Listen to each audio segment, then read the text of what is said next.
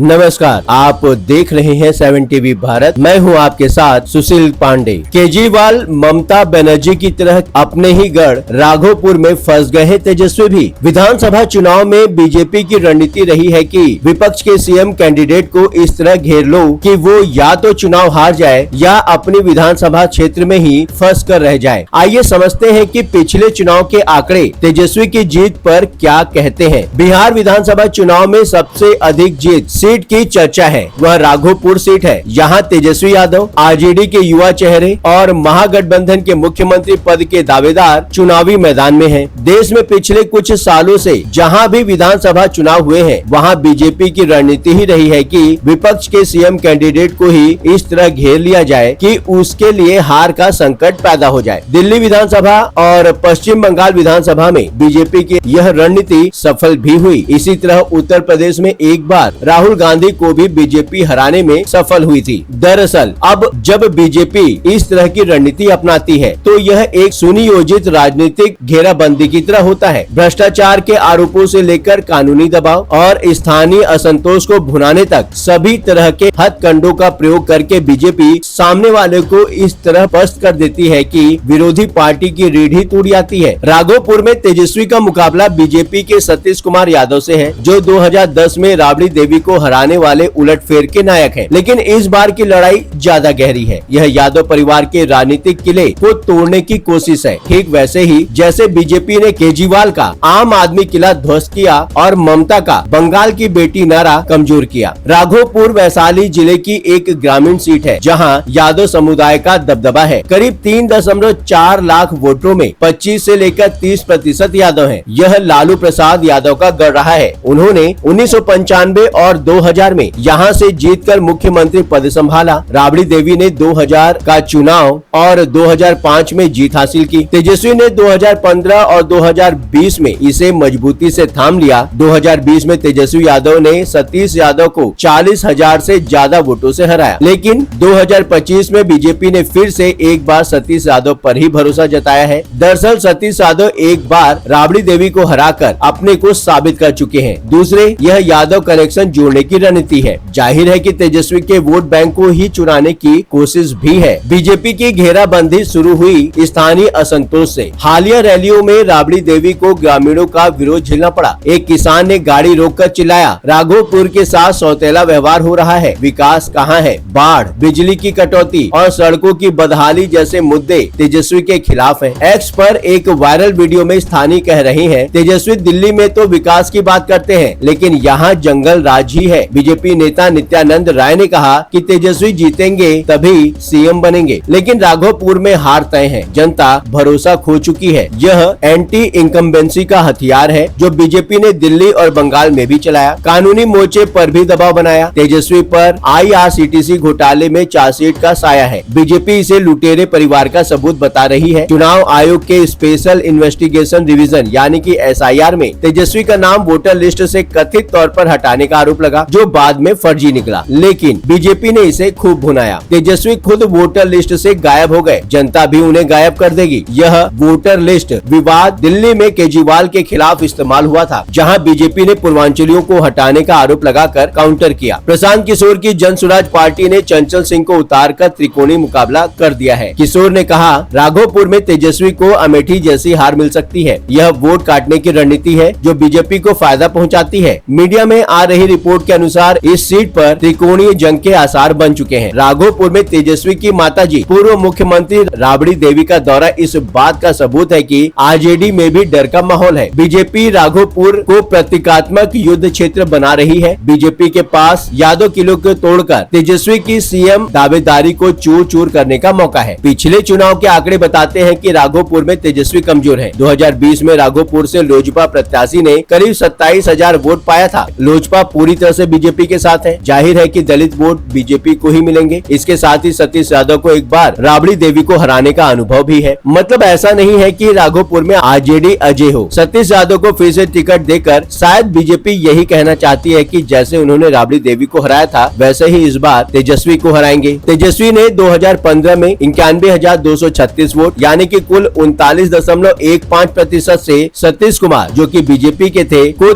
22,733 वोटों से हराया। 2020 में यह अंतर बढ़कर 38,174 वोट बनाम 97,404 वोट यानी कि 48.74% हो गया। लेकिन यह जीत त्रिकोणीय मुकाबले में आ गई है। यदि लोजपा के राकेश रोशन ने 24,947 वोट, जो प्रतिशत के हिसाब से देखा जाए तो 12.48% है, जो दलित वोट बैंक का बड़ा हिस्सा है। जाहिर है कि इस बार ये वोट बीजेपी कैंडिडेट को मिल सकते हैं, क्योंकि लोजपा पूरे राज्य में बीजेपी के साथ मिलकर चुनाव लड़ रही है। इस बार एलजेपी रामविलास एनडीए का पूर्ण साथी है और 29 सीटों पर चुनाव लड़ रही है। जाहिर है कि पिछली बार लोजपा को 25,000 के करीब वोट मिले थे। वे दलित वोट एसटी या एससी के 15 से लेके 20% थे। बीजेपी दलित वोटों के अपने पक्ष में ट्रांसफर होने की उम्मीद तो कर ही सकती है। ऐतिहासिक रूप से राघोपुर आरजेडी का गढ़ रहा है, पर 2010 में सतीश कुमार तब जेडीयू से ने राबड़ी देवी को 13,006 वोटों से हराया था। यह ज्वाइंट किलर की मिसाल थी। सतीश ने यादव वोट भी काटे। इस बार सतीश यादव के साथ एनडीए का डबल इंजन मतलब मोदी नीतीश दलित ओबीसी को लुभा रहा है। स्थानीय मुद्दे जैसे बाढ़, बेरोजगारी, युवा दर में देखी जाए तो 26%, सड़कें तेजस्वी के खिलाफ है। राबड़ी को हाल की रैलियों में विरोध झेलना पड़ा। इसका प्रत्यक्ष उदाहरण है। यादव वोट आरजेडी के लिए पक्के हैं, पर इस बार यह उम्मीद की जा रही है कि कुछ वोट सतीश यादव को भी मिलेंगे। सतीश का लोकल फेस और आईआरसीटीसी घोटाले का प्रचार तेजस्वी को घेर रहा है। अगर दलित वोट एनडीए को मिले तो कहानी बदल सकती है। वीडियो देखिए नहीं, जुड़िए 7 टीवी भारत के साथ। चैनल को सब्सक्राइब करें, बेल आइकन को प्रेस करें, बने 7 टीवी भारत के परिवार का हिस्सा। इस विषय पर कुछ कहना चाहते हैं? नीचे कमेंट बॉक्स में लिखकर जरूर बताएं। लगातार खबरों के लिए बने रहिए 7 टीवी भारत के साथ।